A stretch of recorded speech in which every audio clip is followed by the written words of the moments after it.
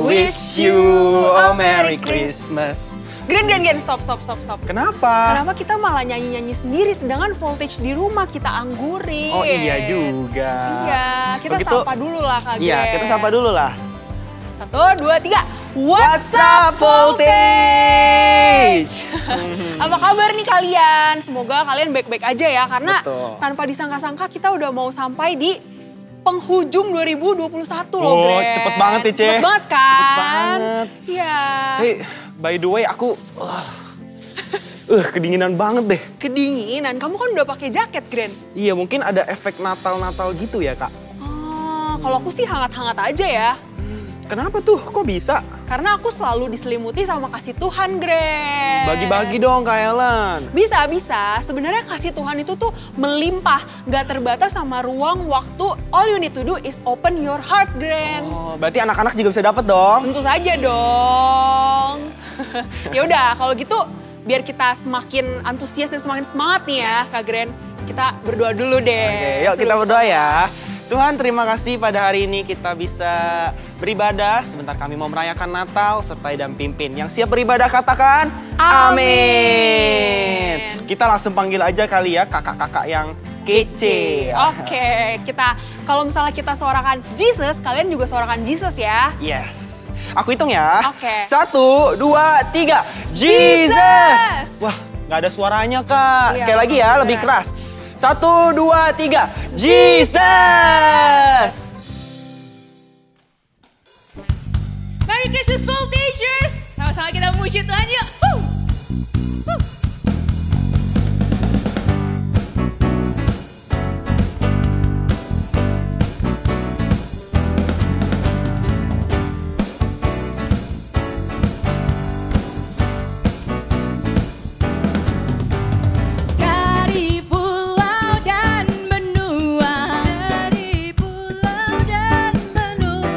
Terdengar selalu terus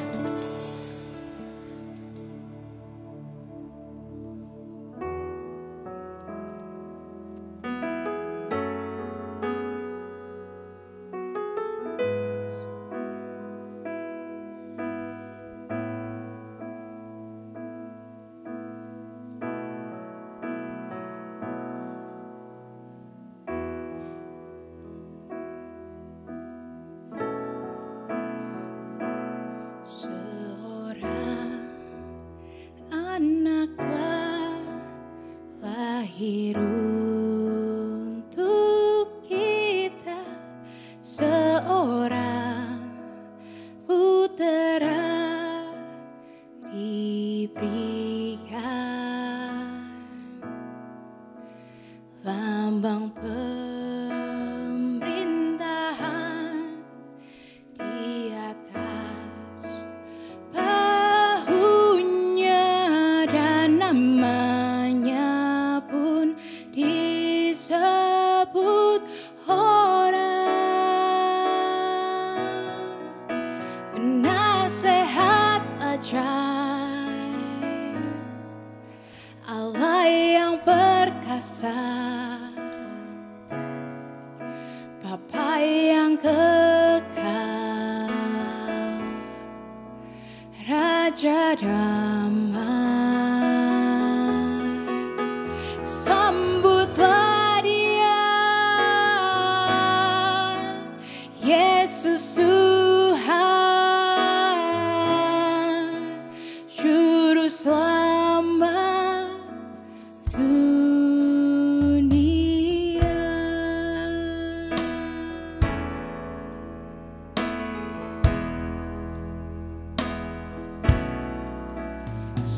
Seorang anak telah lahir untuk kita, seorang putera diberikan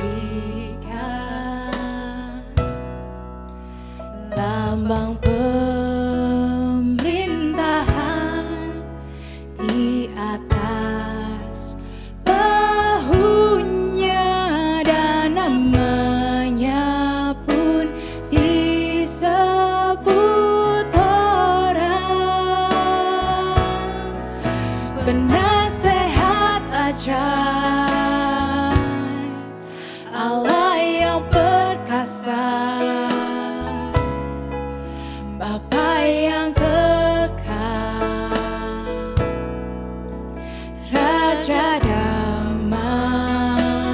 Sambutlah Dia, Yesus Tuhan, Juru Selamat dunia. Penasehat ajaib, penasehat ajaib, Allah yang perkasa, Bapa yang kekal, Raja damai. Sambutlah Dia,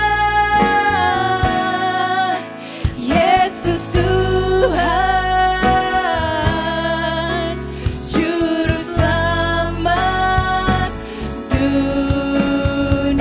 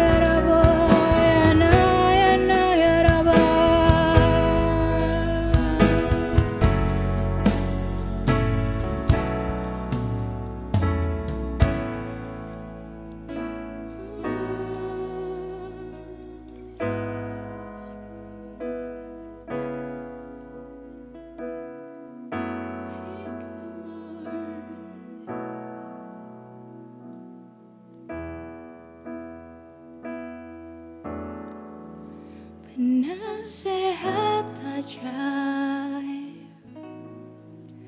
Allah yang perkasa, Bapa yang kekal, Raja damai, sambutlah Dia, Yesus Tuhan,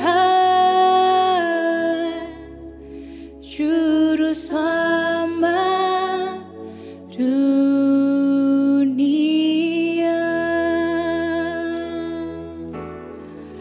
Penasehat ajaib, Allah yang perkasa, Bapa yang kekal, Raja damai, sambutlah Dia, Yesus Tuhan, Juru Selamat dunia. Sambutlah Dia, Yesus Tuhan, Juru Selamat dunia. Sambutlah Dia, Yesus Tuhan, Juru Selamat dunia. Kau Juru Selamat dunia, Tuhan. Tuhan Yesus, sekali lagi kami sangat bersyukur Tuhan untuk bulan ini karena kami boleh bersama-sama merayakan kelahiran-Mu. Terima kasih Tuhan karena Engkau sudah lahir di tengah-tengah dunia. Engkau sudah lahir untuk menjadi jawaban Tuhan bagi setiap kami. Kami mau bersuka cita di momen Natal ini Tuhan karena kami tahu kasih Tuhan dan sukacita dari surga mengalir dalam kehidupan kami. Kami mau dengarkan firman-Mu, berkati firman ini Tuhan, supaya lewat firman ini kami boleh bertumbuh menjadi anak-anak yang semakin mengasihi, semakin kenal dan semakin takut akan Tuhan. Di dalam nama Tuhan Yesus kami berdoa, amin. Merry Christmas! Kakak seneng banget gitu ya, akhirnya kita bersama-sama merayakan Natal. Sekalipun kita masih merayakan Natal di tengah-tengah situasi yang mungkin kurang baik, tapi kita harus bersyukur kepada Tuhan karena Natal tahun ini jauh lebih baik daripada tahun yang lalu. Karena kakak juga percaya setiap doa-doa kita yang kita naikkan kepada Tuhan supaya pandemi ini segera berlalu, Tuhan mendengarnya. Dan sebentar lagi kita akan sama-sama bisa beribadah lagi di gereja, amin. Untuk Natal kali ini kakak kasih judul khotbah kakak, 3 Secrets of Christmas, 3 rahasia Natal. Natal itu kalau mungkin selama ini kita sering dengar gitu ya, oh Natal itu tentang kelahiran bayi kecil di sebuah kandang domba. Atau tentang orang-orang Majus yang datang bawa persembahan untuk bayi Yesus. Atau tentang gembala-gembala yang didatengin malaikat Tuhan dan dikasih tahu bahwa Tuhan Yesus lahir gitu ya. Atau tentang Maria yang menerima janji Tuhan dalam kehidupannya. Tapi Natal atau kelahiran Tuhan Yesus adalah sebuah peristiwa yang mengubah sejarah di dalam kehidupan manusia. Dan kakak akan kasih tahu kalian 3 hal yang mungkin selama ini kalian jarang dengar gitu ya tentang Natal. Yang pertama, apa secret yang pertama dari Natal adalah Natal adalah sebuah penggenapan janji. Natal adalah sebuah penggenapan janji. Tahukah kalian jarak waktu dari Adam dan Hawa hidup sampai kelahiran Tuhan Yesus itu jaraknya 4099 tahun. Adam dan Hawa hidup di masa 4124 sebelum Masehi dan Tuhan Yesus dilahirkan di masa 5 sebelum Masehi. 1 Masehi itu 1 tahun. Dan jarak dari Adam dan Hawa hidup sampai Tuhan Yesus dilahirkan itu 4099 tahun. Itu bukan jarak yang pendek. Kenapa kakak buka secret yang pertama dengan fakta ini? Karena ini ada hubungannya dengan poin yang pertama yang akan kakak kasih tahu kalian. Kita buka di Kejadian pasal 1 sampai pasal 3 ya. Kalian bisa lihat di Alkitab kalian, tapi kakak akan ringkas Kejadian pasal 1 sampai pasal 3. Di Kejadian pasal 1, ketika Tuhan pertama kali menciptakan Adam dan Hawa, Tuhan itu punya tujuan dalam kehidupan mereka. Adam itu diciptakan untuk bersekutu dengan Tuhan. Adam diciptakan untuk mempunyai hubungan yang manis dan dekat dengan Tuhan. Dan Tuhan mengasihi mereka. Tuhan mengasihi Adam, Tuhan mengasihi Hawa. Terbukti dengan apa? Dengan Tuhan itu sebelum menciptakan Adam dan Hawa, Tuhan tuh menciptakan seluruh isi dunia terlebih dahulu. Dia menciptakan matahari, bulan, bintang. Dia memisahkan daratan dan lautan. Dia menciptakan binatang-binatang di darat, laut, udara. Dia menciptakan tumbuhan, dia menciptakan semua. Baru kemudian dia menciptakan Adam dan Hawa. Kenapa? Karena Allah mengasihi Adam dan Hawa. Karena Tuhan mengasihi manusia pertama itu. Dan bahkan di Alkitab dikatakan Allah kadang turun di Taman Eden dan berjalan-jalan bersama dengan Adam. Hubungan Adam dan Allah itu begitu akrab dan begitu manis. Adam itu bisa ngomong sama Tuhan itu muka dengan muka seperti seorang sahabat. Tapi di Kejadian 3 diceritakan sebuah peristiwa ketika manusia itu mulai jatuh dalam dosa. Ketika Hawa dengan mudahnya menjadi tidak taat kepada perintah Tuhan. Perintah Tuhan tuh dengan udah jelas banget ngomong kepada kedua manusia itu untuk tidak makan buah dari pohon pengetahuan yang baik dan yang jahat yang ada di tengah-tengah taman itu. Tapi Hawa itu menganggap enteng perintah Tuhan. Jadi ketika iblis berwujud sebagai ular menggoda Hawa, Hawa jatuh dalam dosa. Tapi gak cukup sampai di situ. Hawa membujuk Adam. Hawa memberikan buah itu kepada Adam dan suruh Adam makan buah itu juga. Dan akhirnya apa? Dan akhirnya Adam juga jatuh dalam dosa. Ketika Adam dan Hawa jatuh dalam dosa, Tuhan tahu enggak? Tahu. Kok Tuhan tahu lalu Tuhan biarkan? Bahkan sebelum Hawa makan buah itu, Tuhan tahu kalau manusia akan jatuh dalam dosa. Tapi mungkin kalian bertanya-tanya ya, kalau Tuhan tahu kenapa Tuhan biarkan? Karena Tuhan itu sudah memberi kehendak bebas kepada Adam dan Hawa untuk memilih taat kepada Allah atau enggak.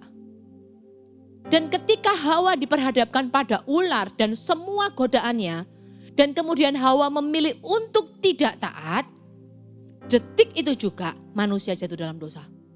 Dan ketika manusia jatuh dalam dosa pada saat itu, detik itu juga rencana Tuhan berubah. Dari awal ketika Allah menciptakan manusia, Tuhan punya tujuan ingin bersekutu dengan manusia, berubah menjadi sebuah rencana penyelamatan umat manusia. Di Kejadian 3 ayat 15 dikatakan demikian. Aku akan mengadakan permusuhan antara engkau dan perempuan ini. Antara keturunanmu dan keturunannya. Keturunannya akan meremukkan kepalamu dan engkau akan meremukkan tumitnya. Perempuan yang dikatakan di ayat ini adalah Hawa. Dan keturunan perempuan ini adalah Tuhan Yesus yang lahir sebagai manusia. Tuhan bahkan detik ketika Adam dan Hawa jatuh dalam dosa, Tuhan sudah memberikan janji. Langsung Tuhan berikan janji bahwa dia akan menyelamatkan umat manusia. Ini adalah janji pertama yang Tuhan katakan. Bahwa ada rencana keselamatan yang akan Allah berikan untuk manusia yang sudah jatuh dalam dosa. Setelah ayat ini, setelah Kejadian 3 ini sampai kita perjanjian baru, semuanya berisi tentang rencana penyelamatan Allah. Semuanya berisi tentang janji penyelamatan Allah untuk umat manusia. Di Bilangan 24 ayat 17c, kalian bisa baca di Alkitab kalian dikatakan, aku melihat dia, tetapi bukan sekarang. Aku memandang dia, tetapi bukan dari dekat. Bintang terbit dari Yakub, tongkat kerajaan timbul di Israel. Bahkan di kitab Bilangan yang kalau kalian baca itu isinya angka gitu ya. Tuhan pun memberikan janji. Bintang terbit dari Yakub itu bicara tentang bintang yang tepat ada di atas kandang domba tempat Tuhan Yesus dilahirkan. Lalu kalau kamu tarik lagi gitu ya, di kitab Yesaya ada banyak janji Tuhan tentang kelahiran Tuhan Yesus. Salah satunya kakak akan bacakan. Yesaya 7 ayat 14. Sebab itu Tuhan sendirilah yang akan memberikan kepadamu suatu pertanda. Sesungguhnya seorang perempuan muda mengandung dan akan melahirkan seorang anak laki-laki dan ia akan menamakan dia Immanuel. Jelas banget di kitab Yesaya. Perempuan muda itu dikatakan akan mengandung. Siapa perempuan muda itu? Itu Maria, ibu Yesus. Dan nubuatan Nabi Yesaya terjadi tepat seperti apa yang dia katakan. Kalau kalian majuin lagi Alkitabmu sampai ke kitab Mika. Mungkin kalian gak terlalu familiar dengan kitab Mika. Bahkan di kitab Mika dikatakan di Mika 5 ayat 2. Tetapi engkau hai Bethlehem Efratah, hai yang terkecil di antara kaum-kaum Yehuda. Daripadamu akan bangkit bagiku seorang yang akan memerintah Israel. Yang permulaannya sudah ada sejak purbakala, sejak dahulu kala. Yesus dilahirkan di Bethlehem. Tepat seperti yang dikatakan oleh Nabi Mika. Dan masih banyak lagi nubuatan yang dikatakan oleh para nabi. Dan semuanya itu berjarak, kalau kalian tahu ya. Jarak dari satu kitab ke kitab berikutnya, ke kitab berikutnya itu bukan belasan, bukan puluhan tahun. Itu ratusan tahun. Yesaya itu enggak hidup di zaman Mika. Apalagi Musa. Musa yang nulis kitab Bilangan. Musa enggak hidup di zaman Yesaya. Tapi mereka bisa punya satu janji dari Tuhan yang mereka katakan kepada umat manusia. Amazing kan? Christmas itu tentang janji Allah. Tentang penggenapan janji Tuhan. Tuhan tuh sangat serius loh dengan rencana penyelamatannya. Kenapa? Karena dia mengasihi manusia. Sekalipun manusia sudah jatuh dalam dosa. Sekalipun manusia sudah melanggar perintah Tuhan. Tetapi Tuhan itu tetap ingin manusia itu kembali kepadanya. Kenapa? Sekalipun ada satu masa Tuhan Yesus Allah pernah memusnahkan seluruh umat manusia di bumi ini ketika air bah datang. Tapi dia tetap menyisakan Nuh dan keturunannya. Kenapa? Kenapa Tuhan sebegitunya serius dengan rencana penyelamatannya? Jawabannya ada di Yohanes 3 ayat 16. Karena begitu besar kasih Allah akan dunia ini. Allah itu adalah kasih. Dia nggak bisa membohongi dirinya. Ketika dia bilang dia mengasihi manusia, dia akan membuktikan kasihnya. That's why kenapa ketika Adam dan Hawa jatuh, Tuhan langsung merencanakan sebuah janji keselamatan. Dan kalau Allah begitu mengasihi dunia ini, dengarkan baik-baik. Allah mengasihimu satu-satu. Tuhan Yesus mengasihimu satu-satu. Setiap kalian satu-satu di rumah, pribadi demi pribadi, kamu dikasihi oleh Tuhan. Dan semua janji Allah yang ditulis di Alkitab dari kitab Kejadian sampai Maleaki digenapi di kitab Perjanjian Baru. Kakak ambil satu ayat di Lukas 2 ayat 7.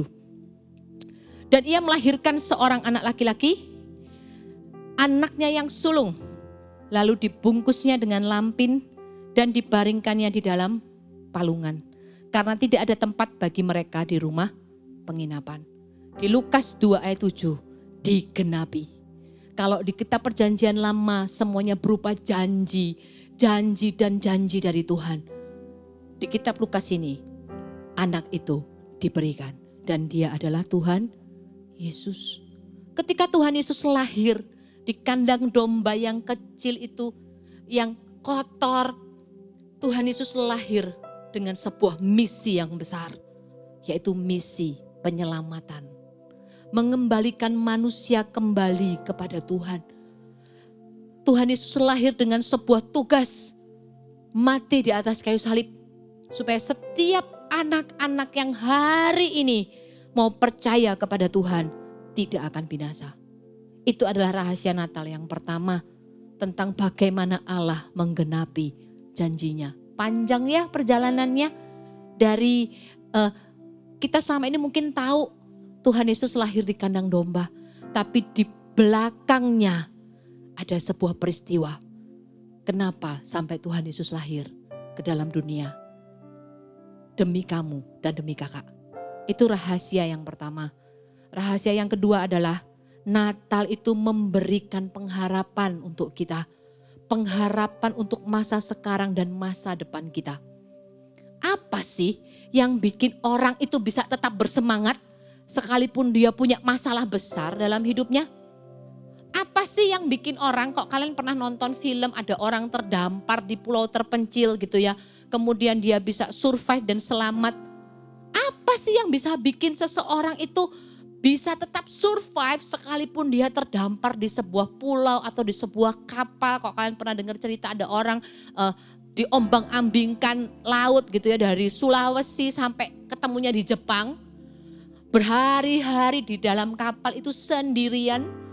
Apa sih yang bisa bikin orang itu survive sekalipun dia tuh mungkin ada dalam keadaan yang tidak memungkinkan untuk diselamatkan? Jawabannya satu, karena mereka itu punya harapan. Setiap hari mereka membangun hidup mereka dalam pengharapan bahwa mungkin hari ini akan ada yang menolongku. Mungkin hari ini akan ada yang menolongku. Semua orang itu perlu punya harapan di dalam dirinya, karena harapan itu yang bisa bikin kita untuk terus hidup. Dan tahukah kalian bahwa kelahiran Tuhan Yesus itu memberikan harapan untuk seluruh umat manusia. Kenapa? Karena di dalam Yesus, karena cuma di dalam Tuhan Yesus itu sumber segala sesuatu.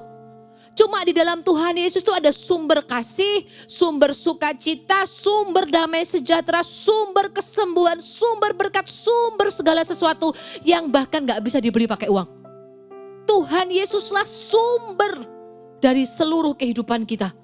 Dan ketika Tuhan Yesus lahir, Dia memberikan harapan untuk kehidupan kita. Kehidupan kita sekarang dan masa depan kita. Lalu bagaimana Kak dengan masa lalu kita? Masa lalu itu letaknya di belakang. Masa lalu itu sudah berlalu.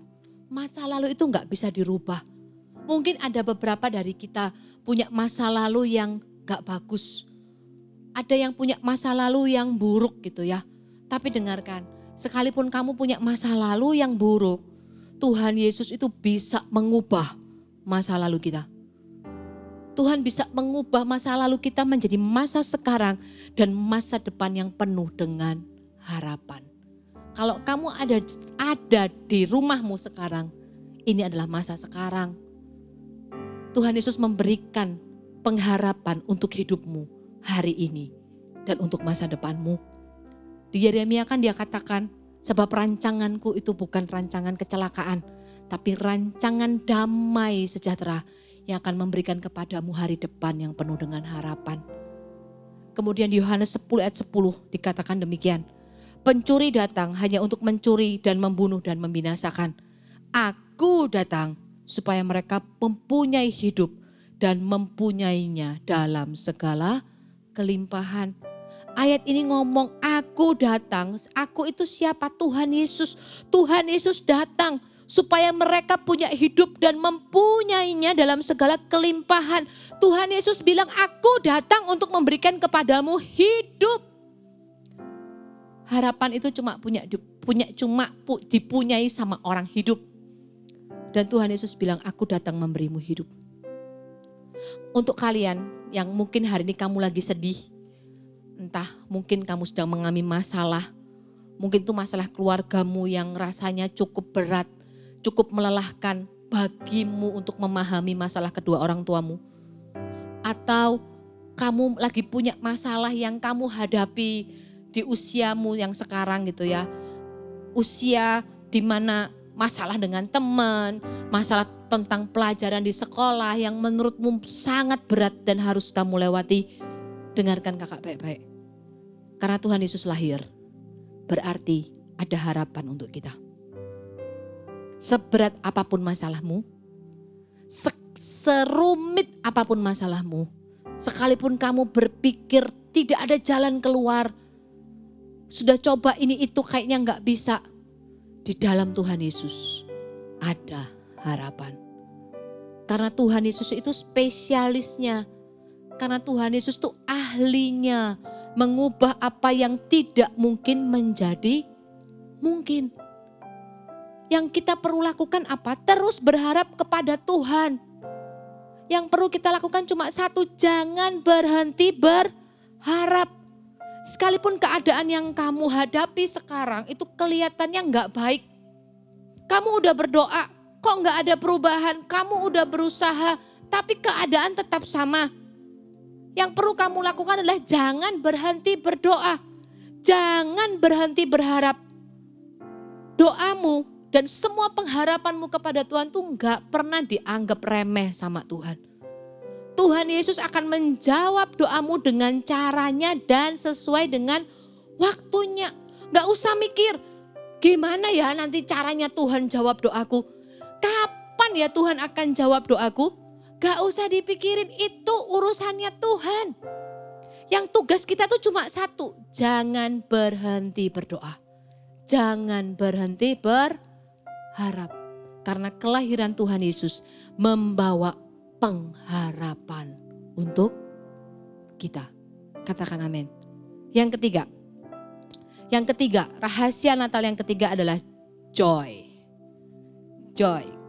Natal memberikan kepada kita joy. Christmas bring us joy, benar kan? Kita sering dengar lah gitu ya, kalau Desember itu yang banyak kita dengar tuh apa? Kata-kata sukacita, joy, joy, joy, joy, joy, and joy gitu ya. Dan semua orang tuh bersukacita kalau Desember tiba, termasuk kakak. Kalau masuk bulan Desember itu rasanya kayak, wah hidup menjadi lebih hidup gitu ya. Karena membayangkan di bulan Desember itu ada Natal, kita bisa kumpul sama keluarga, ada celebration, kita bisa liburan bareng. Pokoknya isinya itu joy semua. Dari awal bulan sampai akhir bulan. Tapi tahu gak sih kata joy itu meaningnya itu bukan cuma sukacita. Joy itu dari 3 kata. J-O-N-Y. Joy.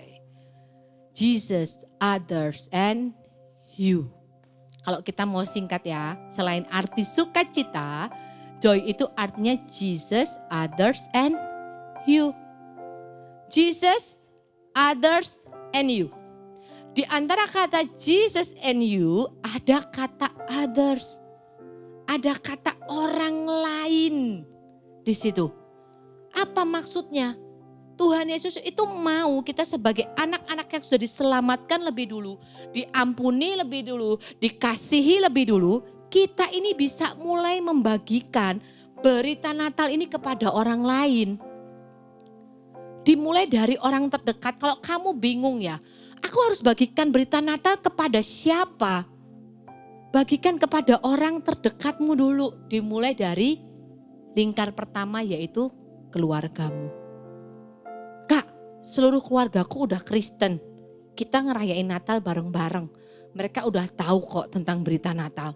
Kalau gitu sama mereka yang kamu bagikan adalah kasih Natalnya kepada keluargamu.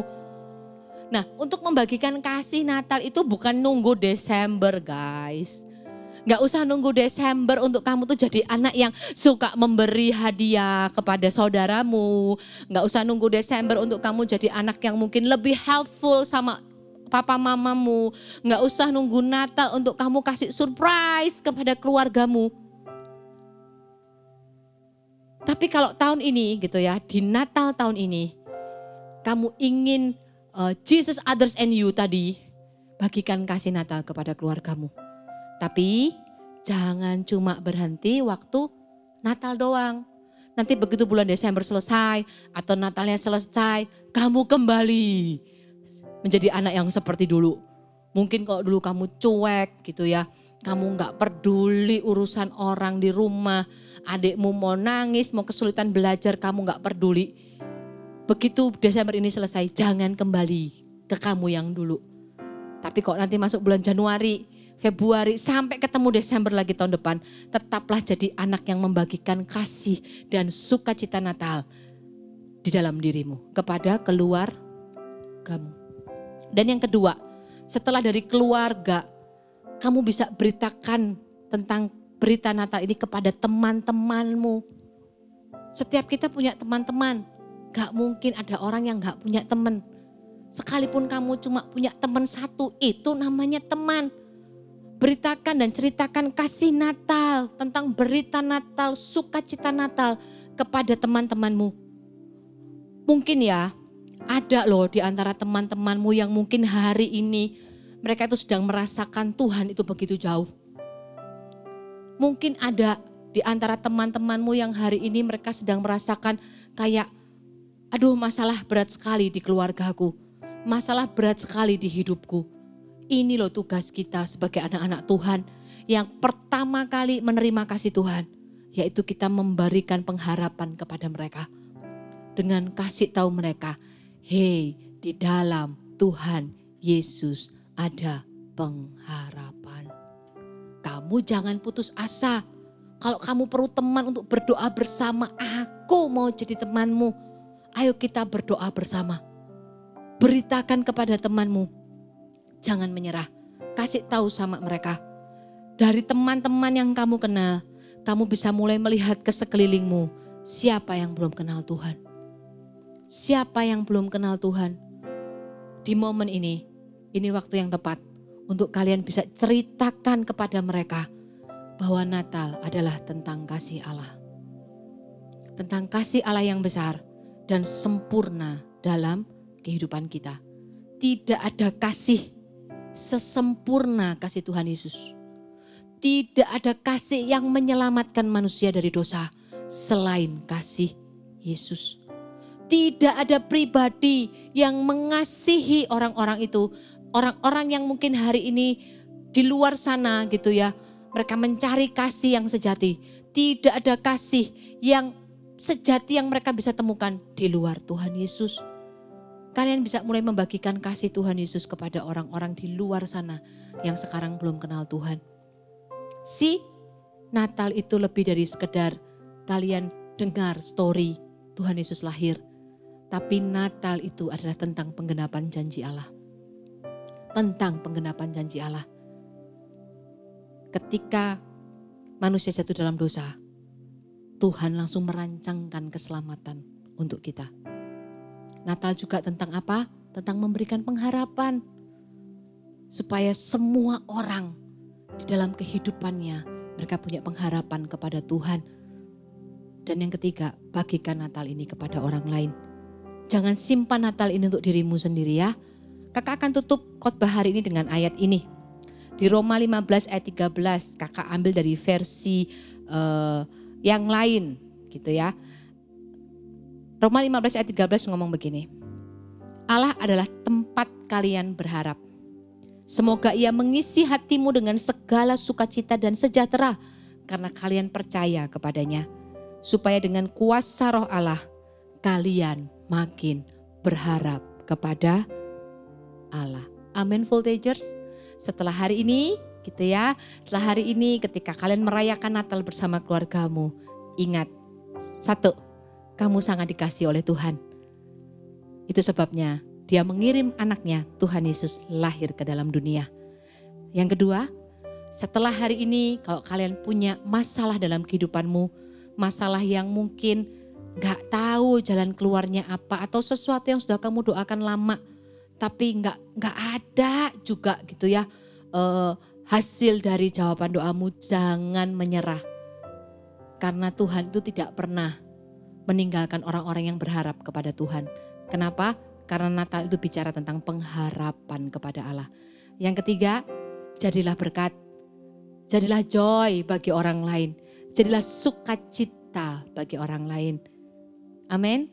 Yuk kita sama-sama taruh kedua tangan kita di hati. Kakak mau berdoa buat kalian.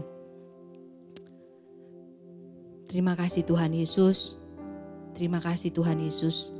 Hari ini kami tahu Tuhan, betapa berharganya Natal dalam kehidupan kami. Bukan cuma sekedar celebration, bukan cuma sekedar perayaan Tuhan. Tapi hari ini kami tahu dengan pasti Natal ada karena Engkau mengasihi kami. Karena begitu besar kasih-Mu dalam kehidupan kami Tuhan.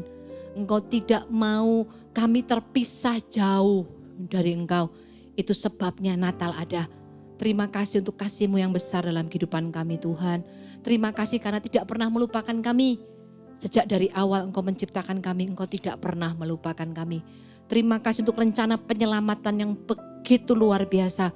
Terima kasih untuk rencana penyelamatan yang sudah Engkau genapi lewat kelahiran Tuhan Yesus bagi kami. Dan terima kasih Tuhan karena kelahiran-Mu juga memberikan kepada kami pengharapan bahwa kami tidak pernah sendiri. Engkau memberikan kepada kami harapan untuk hidup kami sekarang, untuk hidup kami di masa depan. Kami tahu sepanjang kami berjalan bersama dengan Tuhan, selama kami berharap kepada Tuhan, Tuhan tidak akan pernah mengecewakan pengharapan kami. Karena Engkau adalah Tuhan yang setia dalam kehidupan kami. Dan Tuhan, tolong kami juga di Natal tahun ini, biar kami boleh jadi joy bagi orang lain. Kami boleh jadi berkat bagi orang lain. Kami boleh jadi berkat bagi orang-orang di sekeliling kami.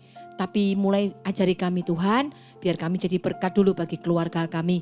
Bukan cuma waktu Natal, tapi setelah Natal sampai nanti kami mau jadi berkat di rumah. Lalu kami juga mau jadi berkat buat teman-teman kami yang dekat dengan kami Tuhan. Kami mau kasih tahu sama mereka, kami mau dukung mereka Tuhan. Kami mau kasih tahu mereka bahwa Tuhan mengasihi dan ada pengharapan di dalam Tuhan. Dan yang ketiga Tuhan, jadikan kami berkat untuk orang-orang di luar sana yang belum mengenal Tuhan. Biar setiap orang di luar sana boleh melihat Tuhan Yesus dalam kehidupan kami. Terima kasih Tuhan Yesus, hamba menyerahkan setiap jemaat Voltage ke dalam tangan-Mu.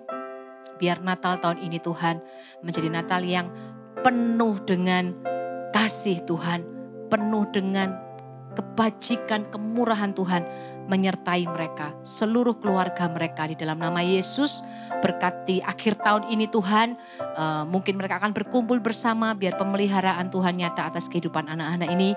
Dan kami tidak sabar menyambut tahun depan karena kami percaya tahun depan akan jadi tahun yang terbaik dalam kehidupan kami karena tangan Tuhan menyertai. Terima kasih Bapa, di dalam nama Tuhan Yesus kami berdoa dan mengucap syukur. Semua katakan amin. God bless you. Merry Christmas.